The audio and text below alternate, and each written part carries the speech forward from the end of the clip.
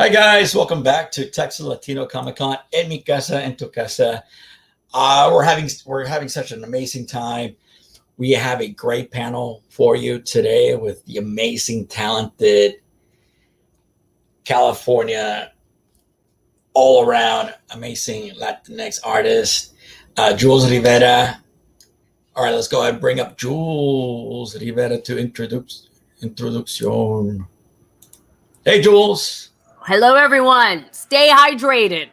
Yes, please. Yeah. Yes, it's a pleasure to be here, and I'm glad the world has finally figured out that I exist. Good. Now it's time for you to get caught up. Like national. A lot of catching up to do.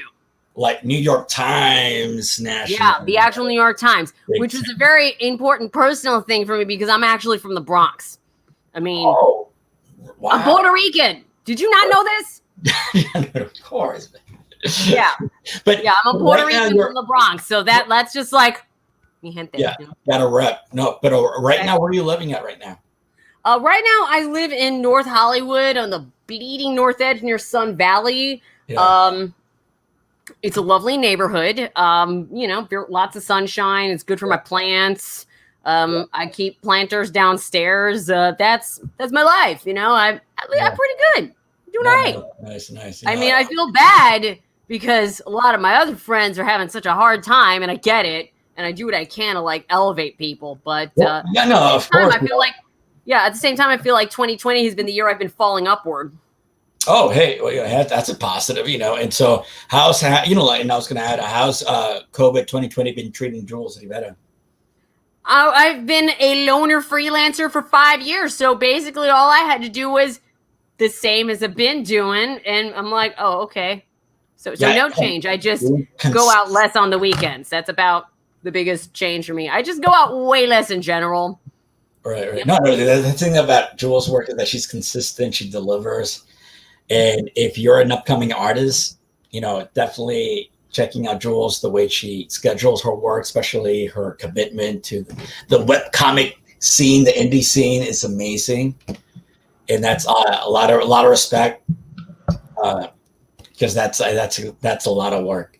So let's go ahead and begin. So for those that are new to Texas Latino Comic Con, to the world of Jules Rivera, please introduce yourself. De nuevo, audio.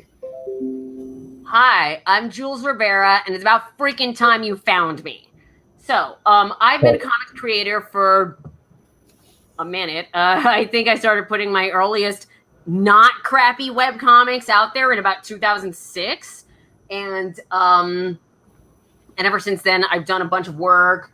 Here, let me show you some of my graphic novels that I did this summer. I got Spectre Deep 6 dropped, and y'all are sleeping on it. It's pissing me off, frankly.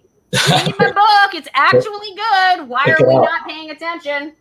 Also, and in a less insistent sense, then we've got Love Jules, which is my webcomic series. I basically just started off to just I just wanted to have a me thing out there that people were familiar with, and that's the Webtoons Love Jules setup. It's updated till pretty much today, where where I announced the announcement for Mark Trail. We're gonna get into that. Yeah. Oh, he makes a cameo. Look at that. Yeah, I gave him a cameo in my webcomic to show a little crossover. Like, no, I am taking this thing over. And and I even drew him in the new Mark Trail style.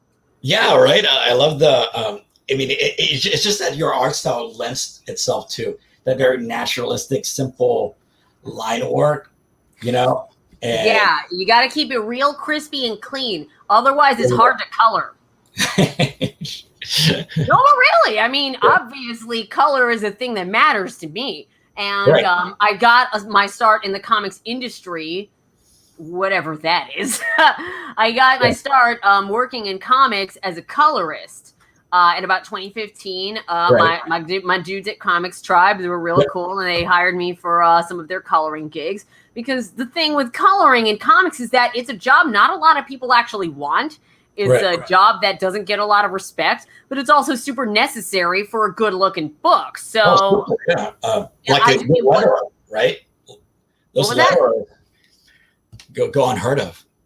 lettering. Yeah, nobody talks too much about letterers either. Like, colorists and letterers don't get the respect they deserve. I'm not a professional letterer. I tried, but people are like, yeah, don't lie to us. We know you're a colorist. Stop that. I'm like, it's true. You got to go where the getting's good. And I'm an okay graphic designer. I'm just okay. Although I'm really super proud of how you're being too humble. You're being too humble. What was that? You're being too humble. No, I'm really happy with how this came out. I'm like, good job, me. This is I put out some really strong back book covers lately. Solid, yeah. Oh, nice. So I know that you brought up Love Jules, which is your webcomic you've been working on since 2018, I guess. That's when I started just posting it. It just started as like crap posting. Like somebody had like I was having a conversation with a friend of mine on Twitter, and we were just talking about things that affected our lives. Like we were talking about emotional abusers, and I'm like, what if I made a little 4-panel comic about that? Yeah. And I did. Oh wait, I don't have to tell you. Look at the webtoons. No, I can just freaking show you. Okay, so I just made this dumb thing. Nice. Pretty sure you can see it. It's like not even shaded. I didn't know what the hell I was doing. I was just responding to some thing I talked about on Twitter. I mean, I didn't plan on turning Love Jules into a thing, but the more I did it, the more fun I had. Right, and that's all about having fun. I know that. I mean, look at this. This is fun. Don't even tell. I mean, and this I feel like is the best evidence for why I should be the next Mark Trail artist because, okay, we got a chick in a crazy outfit on a surfboard with a flamethrower. That's Mark Trail energy right there. Yeah. Huge Mark Trail energy. And check this. I'm going to hook you up here. All of New York. Oh, look at that. Okay, they are right on the New York Times. New York, mi gente. Come on, Bronx representing. And Jorge, being Jorge's a huge advocate for the scene. And so it's amazing that he, able to make that announcement in particular. Yeah, it was really cool. They reached out and talked to the publicity people at King Features, and everything got facilitated. It went up beautifully. I showed up. I did the phone interview. I didn't even say anything stupid. I'm really proud of myself. So the negotiations, right? Or that don't say anything. Don't say something stupid. Don't say stupid things. And the answer is just whenever you think you're about to say something stupid, just lean on your editor. Just go, I'm not sure about that. Editor, what do you think? That otherwise you'll say dumb stuff. I'm going to get back to you in that. But no, and so I recall you're sharing Love Jules, and it's an amazing slice of life webcomic strip. So what was I know you touched a little bit upon Love Jules, and what is it more of your everyday goings or your experiences, the experiences around the characters you come across? How do you come out? How did that come creative around? Well, the great news about Love Jules is that it's basically my personality on a page. Like, hi, what is it like to hang around Jules Rivera? This craziness. This is the level of insanity you can come to expect. Because these come from conversations I have with my friends, with myself, with the world in general. Yeah. And, obviously I have feelings about that. I'm really proud of this whole sequence of I rip a sword out of my arm and then it becomes my weapon. It's true. It's based on my actual tattoo. Oh, very good. It's easier to draw my real tattoos. I look pretty creative in general. But where it comes from, I exist, I have feelings, and then they end up on a page. That's how that works. And what works for me is that I feel like I've got a very sideways view of the world, where I'm like, I'll approach a situation and people may expect me to go one way, like, oh, she's gonna hit him. But I'm like, no, what if I do something else insane? Like, for example, I recently put out a comic about, kind of the ethnic interrogation you got to undergo just being a person of color, especially when you're like me, where people don't know what a Puerto Rican looks like. Like, what is a Puerto Rico? Questions. So, you often are subject to, well, what are you? What are you? What are you? Like, so I came up with a comic. I'm like, what if you just made white people really uncomfortable with that question? So I just was like, I just had the character pull out a metronome and just go, I'm going to set this out here until you think of something smarter to say. And then just wait. And then you see the ticks going down the screen. Tick, tick, tick, tick. It's in the webtoons. I'll see if I can dig it up. You can share out your screen, but while we're figuring that out, there's actually, I knew you recently shared out, you released How to Raise Your Own Apocalypse Aloe. And for me, I had to go. I should get my aloe. Right, bring right here. Yeah. Right here. All I got to do bring is it in. Yeah. Boop. Oh, there.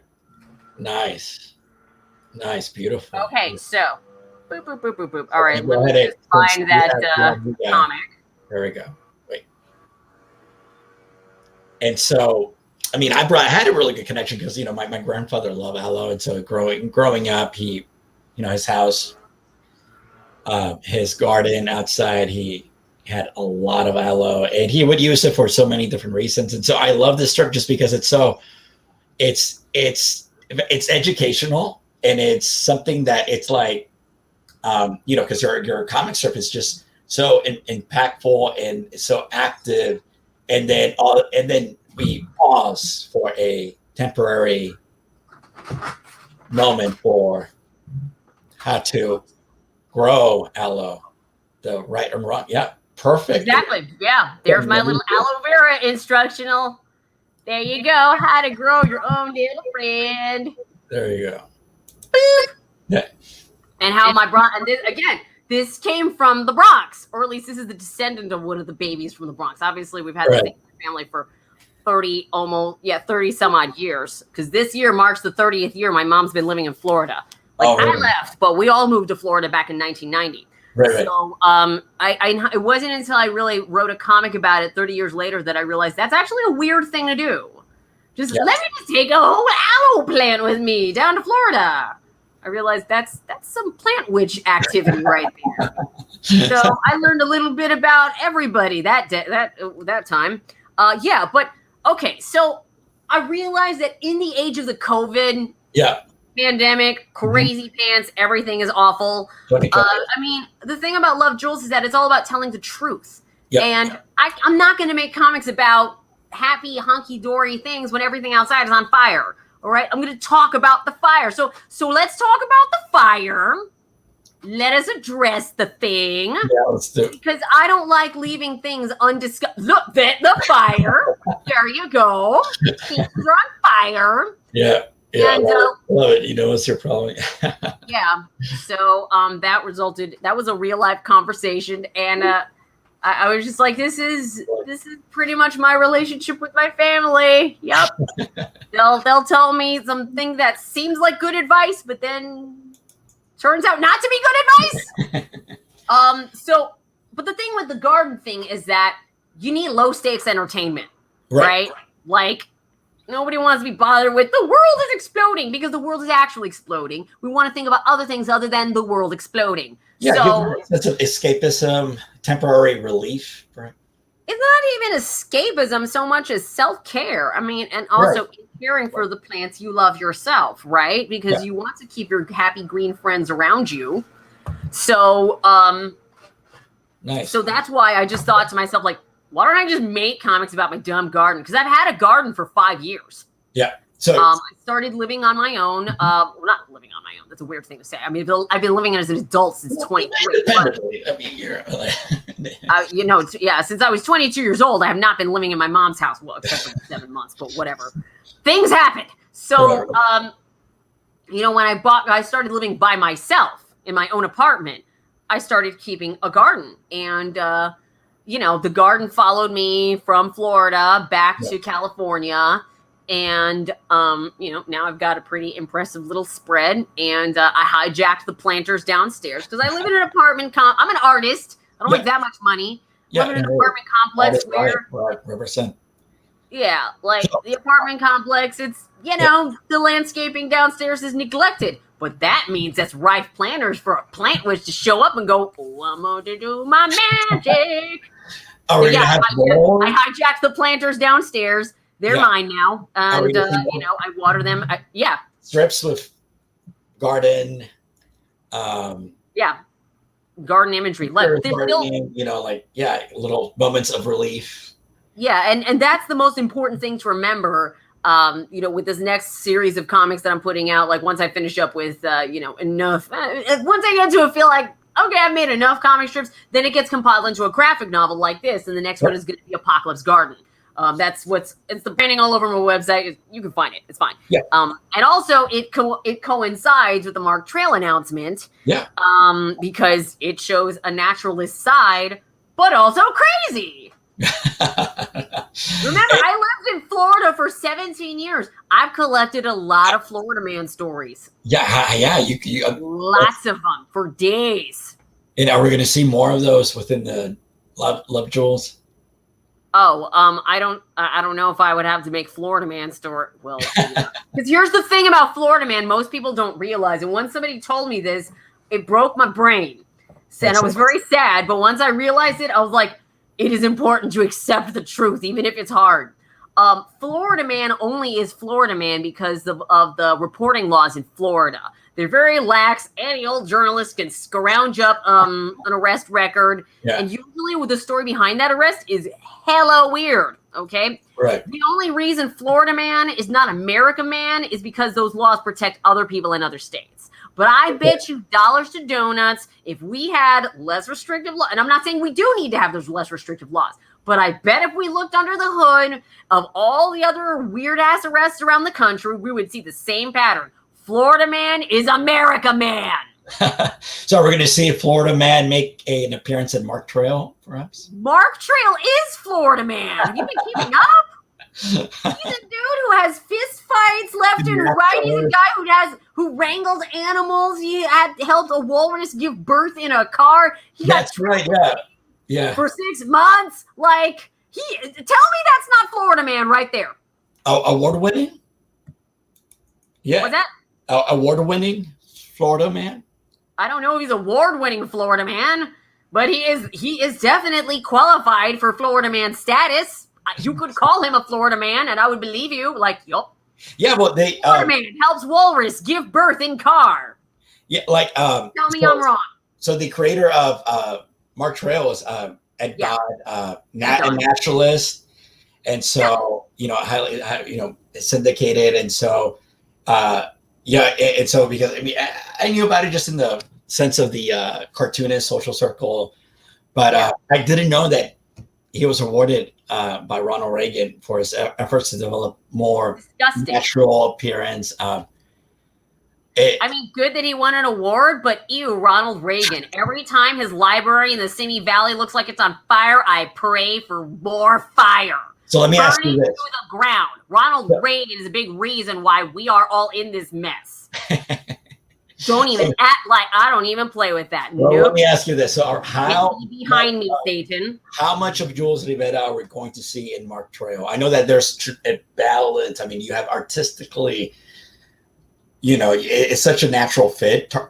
But I mean, how much of a Love Jules, those touches of modern,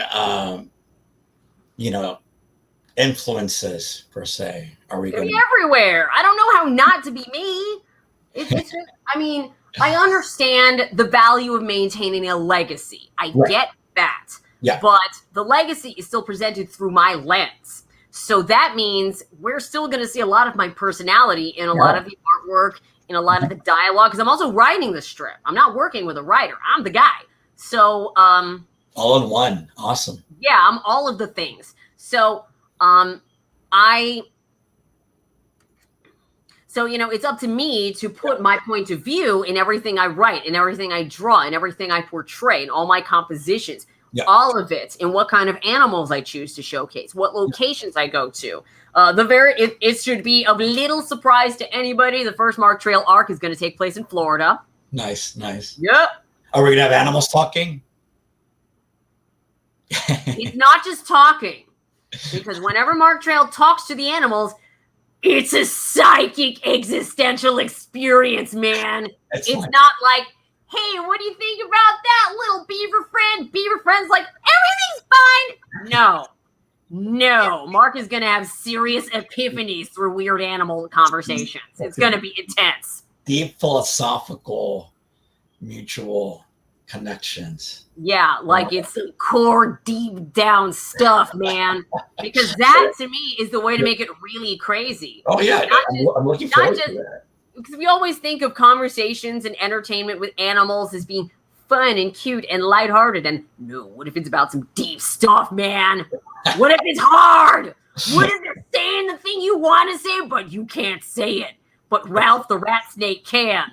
Yes, there's a Ralph the Rat Snake. Of course there is. And of course there was a real Ralph the Rat Snake too. Let's not pretend that didn't happen. All right, Jules, I got to ask you. Okay, so growing up, what were your artistic comic book influences? Oh my God, are we going to act like I wasn't a giant Sailor Moon dork? Because I was. No, let's go. Let's go down. I am a major anime influence type person. I had to work, and because the system, it was slanted against anime for years, probably because of racism. Let's be real.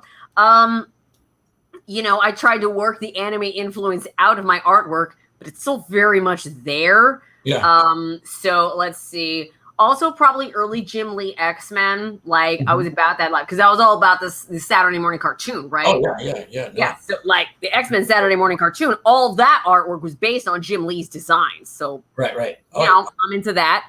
I really loved the Abject Crazy on that. I loved how Cyclops just had thigh bands for no reason. Why? He had, like, these thigh garter straps. No, look this up. It's amazing. Nice. So, like, and Jean Grey has cargo pockets on a spandex outfit. I'm like, 90s. Hello. A lot of choices, a lot of things happening here, but it's intense, and that's what makes it great. Right.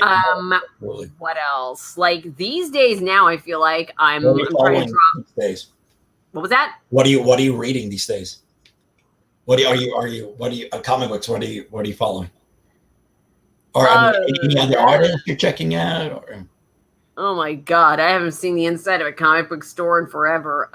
Let's see. I like to go to cons where I can find really cool indie stuff. Yeah. I think that's really cool. I mean, at the Latino Comics Expos, you've always got a lot of really great talent. Yeah. Let's see.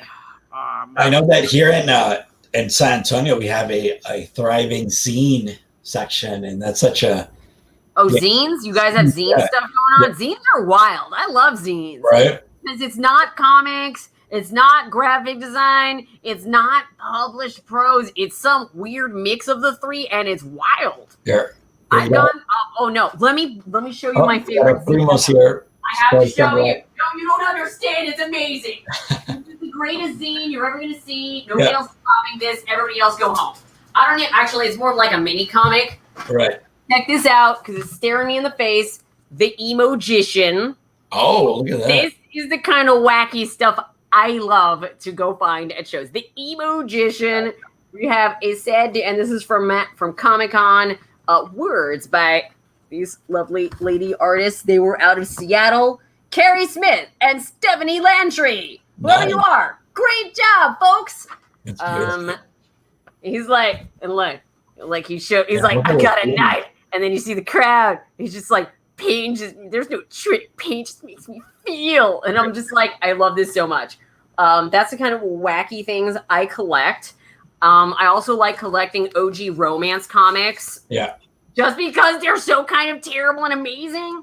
Also, I really love that kind of flat poppy graphic style that they have in all those older comics. Because again, for practicality reasons, in order for the comics to be colored and look good, you have to have really crisp, clean lines. I mean, true, they did go to town with the hatching, and I do hatching, but I find cross-hatching to be too many lines. Well, let me ask you this. Okay, so, because I started my stuff as a webcomic as well. And so just for those that are listening in, what is your process? Your, what tools do you use? Are you a hybrid digital, technical? Well, you said I could share my screen right here. Let me pull up something. Yeah. Let me just pull up one of the Love Jules scripts so you can get a look at it. Yeah. But yeah, I use a program called Clip Studio Paint because mainly it makes it super easy to do comics. It's let me see if I can pull. Yep, Clip Studio. I do my lettering. Clip. Yeah, exactly. So it's good to do lettering. It's good to do just setting up designs in general. I made templates. Here we go. Let me just pull up Apocalypse Chia Pet because that's a fun strip. Okay, here we go. Chia. All right, let me share my screen. Share screen. Yay! Share screen. I promise there's no porn. Although I don't see that I would actually be. Remember this. All right. Really? StreamYard, Apocalypse. There we go. Allow. Okay. Yay. Okay, so check this out. Boom. The thing with Clip Studio Paint is that it allows you to make your own templates. So if I just, here we go. Let me just whip up. I already have my templates all set up. Yeah, let's do it. This one is the Love Jules square. And I made a square just because it's really easy to work with, digitally speaking. If you do really odd formats, it's really hard to do anything interesting with it. So pull up my materials, throw in the Love Jules template. Oh, most of the time, yeah. It's a template. It's already pre-made. So it's already pre-made. I don't have to reinvent the freaking wheel because I'm busy. I don't have time to talk about, I don't have time to juggle things like templates and crap. Like it's just faster to do it this way. So I can just draw stuff in here. Wait. Yeah. That's we're gonna see Jules loudest. I mean, this is, and then that's just some artwork. Let's assume it's amazing. Sure, it's a great spiral.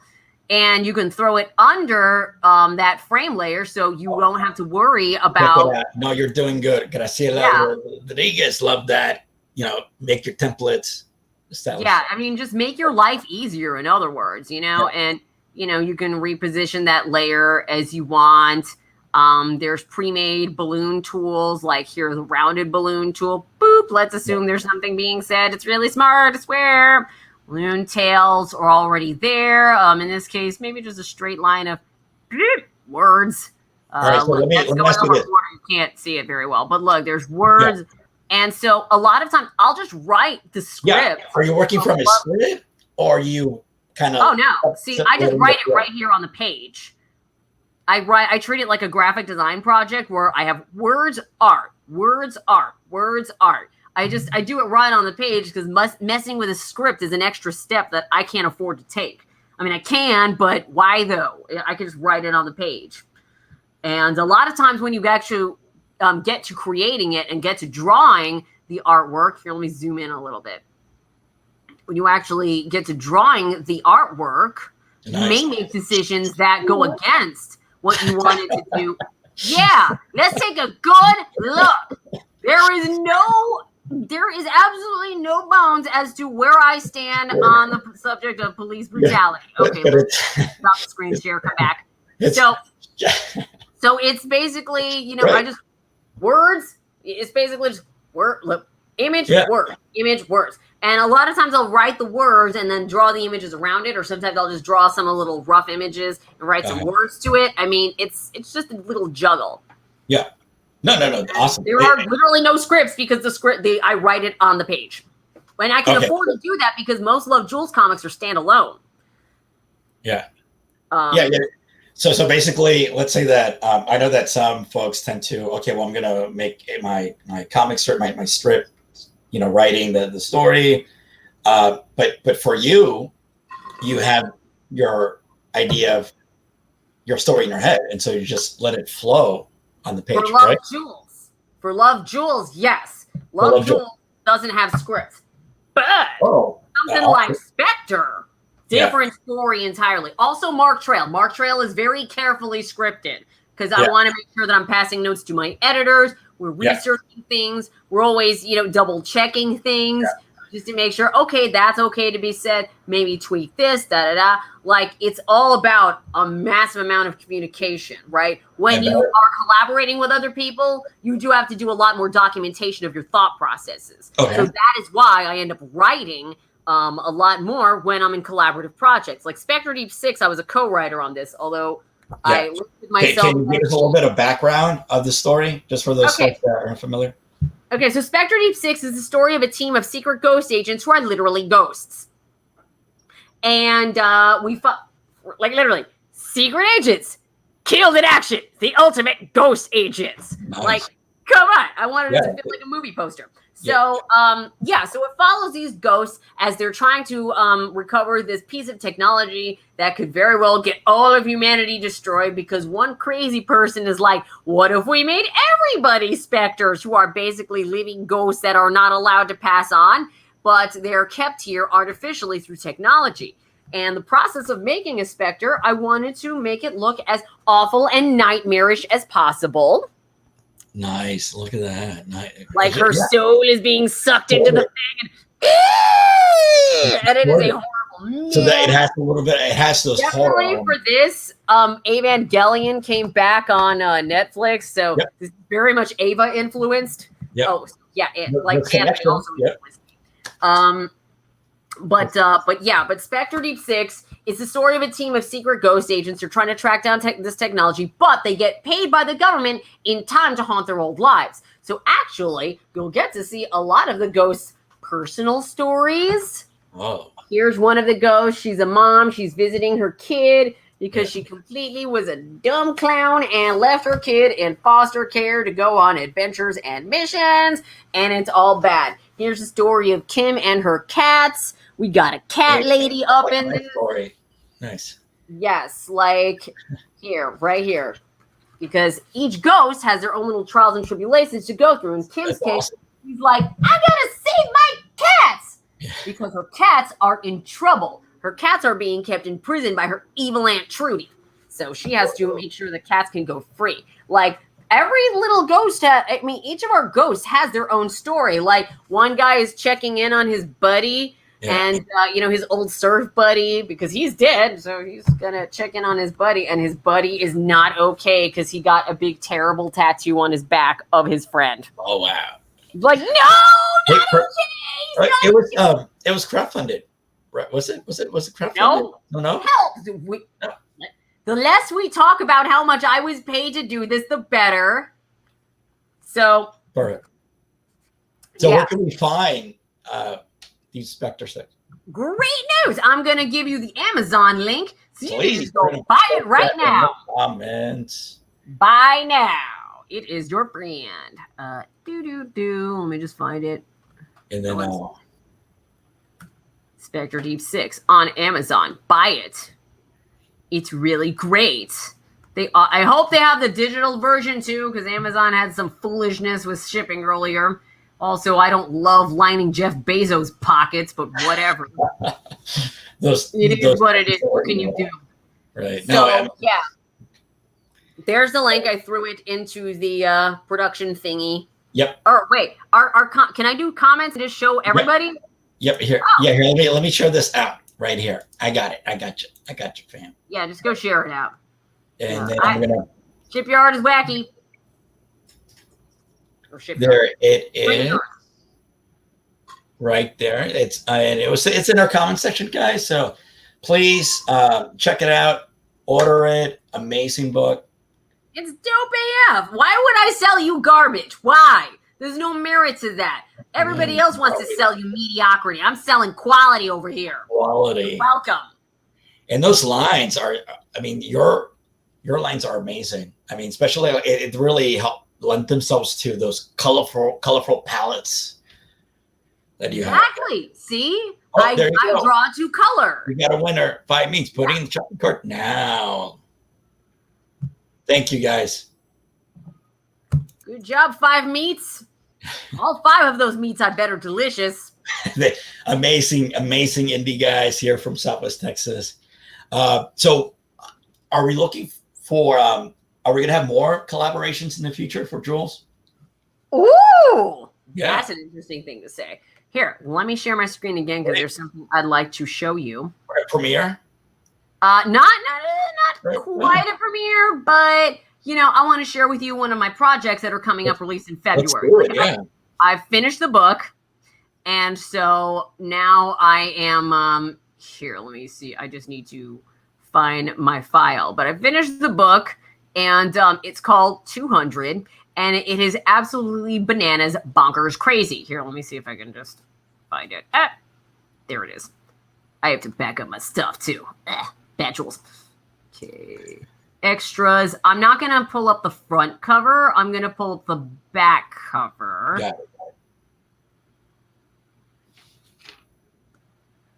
Because pulling up the artwork for the front cover will make me sad and probably make all my other people upset with me too. Here we go. I'm going to open this.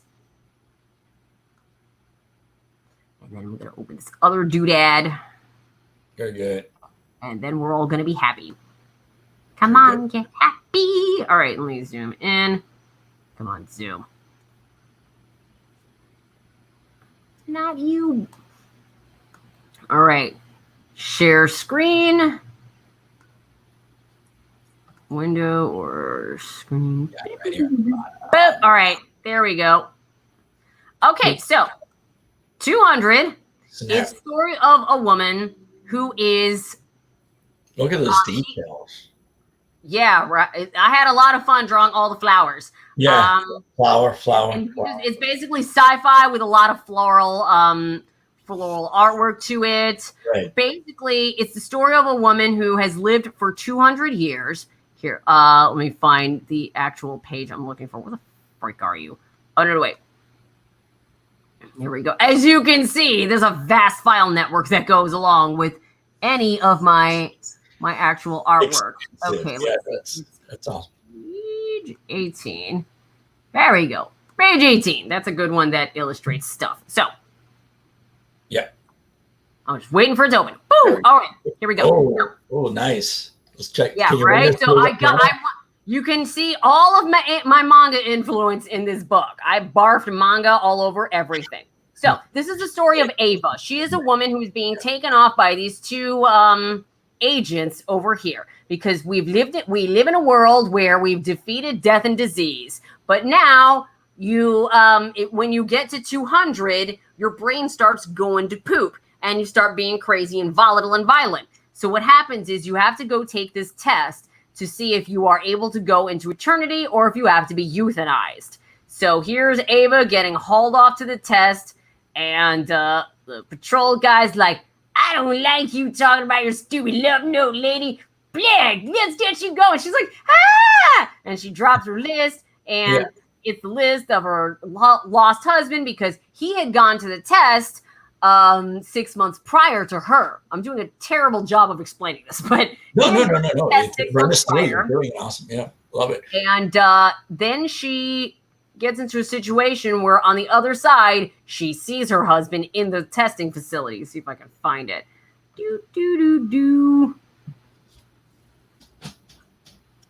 I appreciate your patience with me. No. I love seeing the as a creator. I love seeing other artists' methods and techniques and tools they use.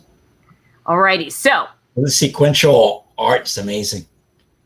So here we go. So we've got Ava, and she sees her husband. He's in there, and she recognizes his eyes.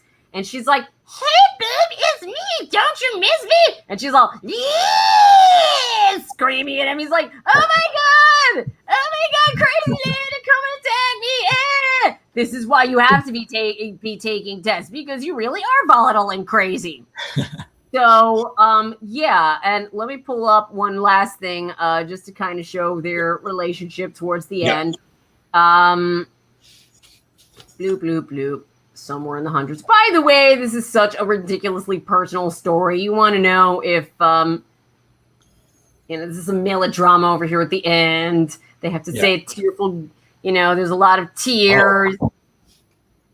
We're sad about things. He's like, I even got the boogers in the nose. He's like, why? Why?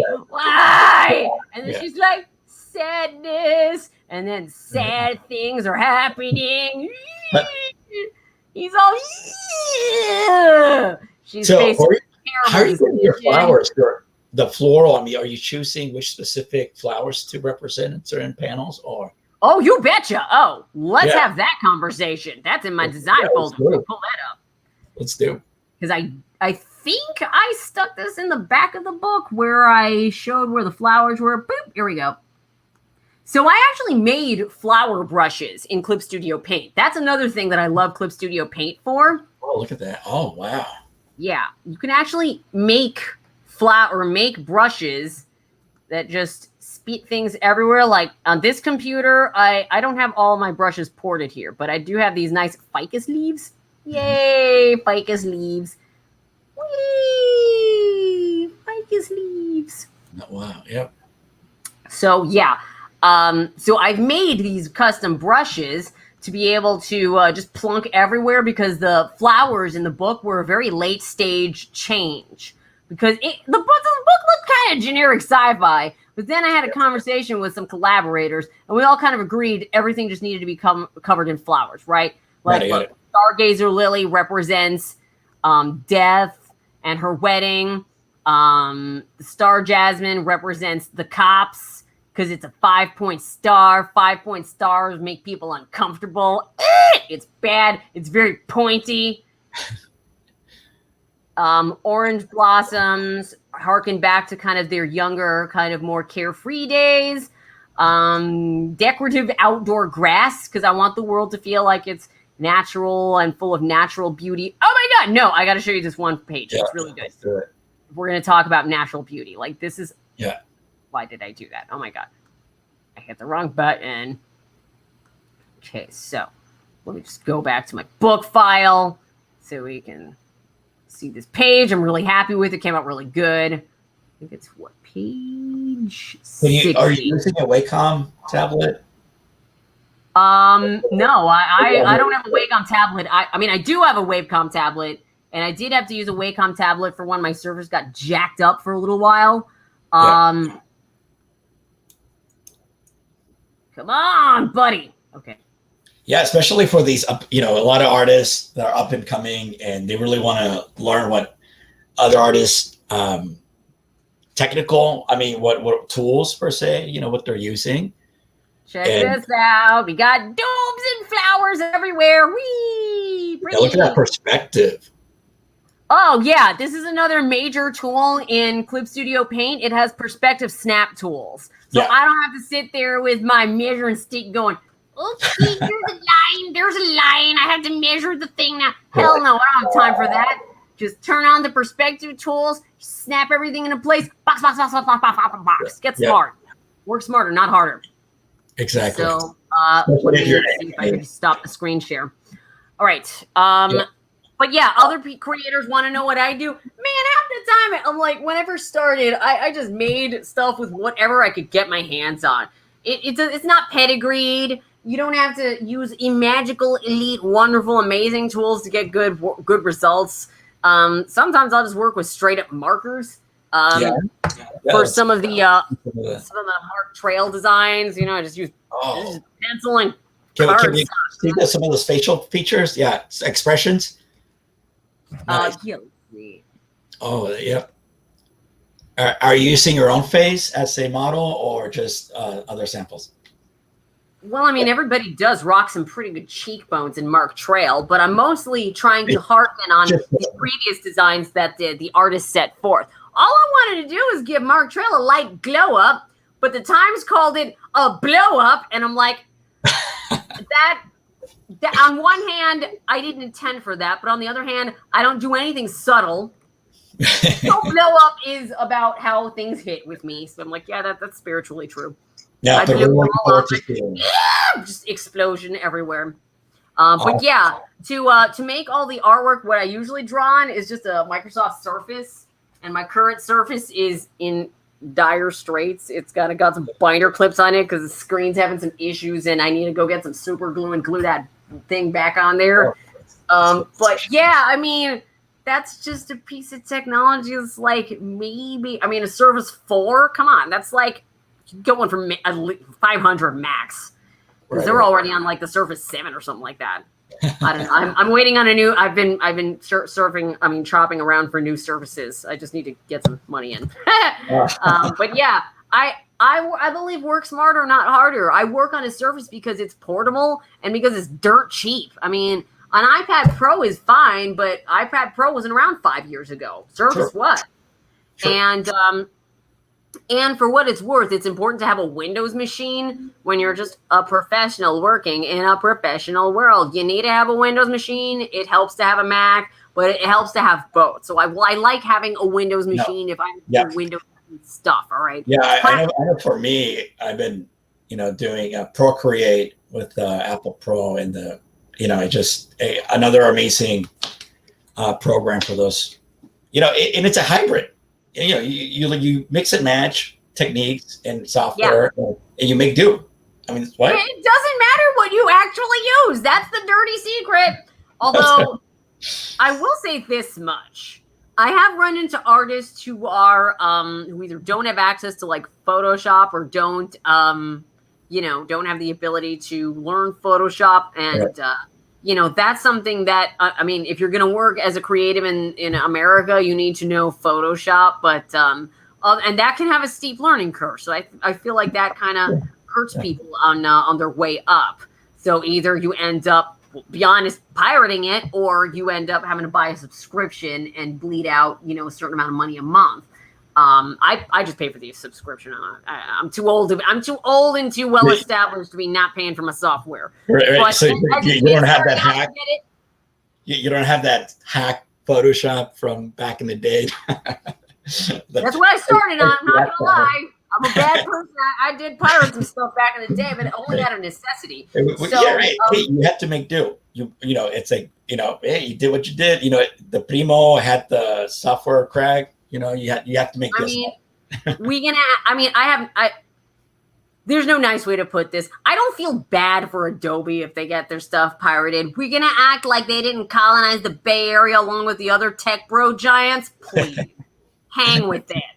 Thank you. And if you give someone something for free or at least at an affordable rate, then you have artists who grow up and later go, yeah, it's a pretty good software. Now that I'm able to afford this stuff, right? Especially all the updates and all that. And so, if you're up and coming, and then you go into that echelon of being established and you're well known, then you start, subscription works. Amen. Look, we got boom right there from Elia Maria preaching.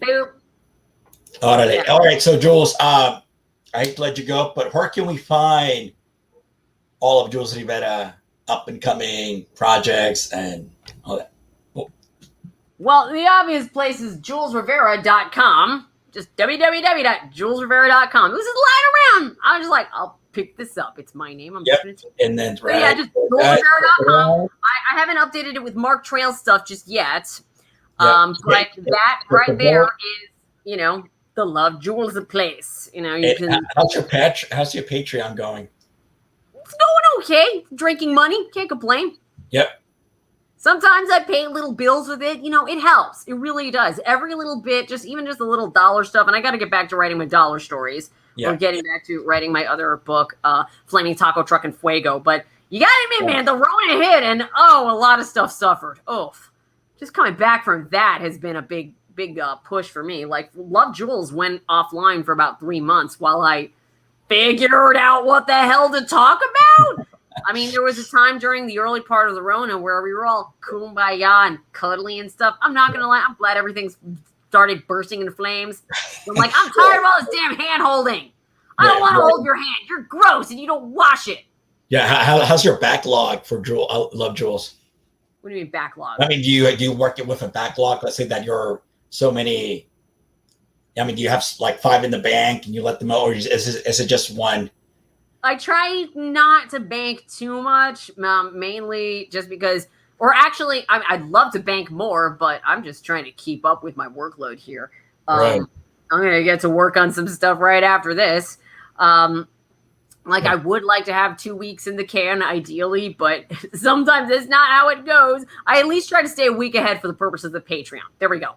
Yeah. But also sometimes stuff comes up on the calendar that, it's very timely and you want to make sure you talk to the things very quickly. Like I wrote a comic about Alexandria Ocasio-Cortez and Senator Ted Yoho. Sorry, Representative Ted Yoho. He's not important enough to be a senator. Anyway, yeah, I wrote a comic about that where I just say attack and dethrone God, and his face becomes a ball sack, because that's the magic of being an artist. You can turn someone's head into a ball sack. Exactly. There we go. That they are not going to honor the social contract. They don't want to respect you. I don't have to not draw you looking like a ball sack. Now this is happening. Beep! And then with that note, we're going to end our panel. Jules Rivera, thank you so much for being part of Texas Latino Comic Con. Thank you for having me. It's been a pleasure. All right. Awesome. All right, guys. Next up, 3 o'clock, we have our Casa virtual cosplay. Check out the video. It's going to be playing in our pages. It's going to be shared out. Appreciate you. Also at 4 o'clock with Elia Maria, where she's going to be streaming through Twitch. The Texas Latino Comic Con comic book workshop, highly sought after, made very popular. And so it's going to be streaming through Twitch. So we're going to be sharing that out. And later on at 5 o'clock Central Time, we'll have talking about La Brava Universe. All right. See you guys then.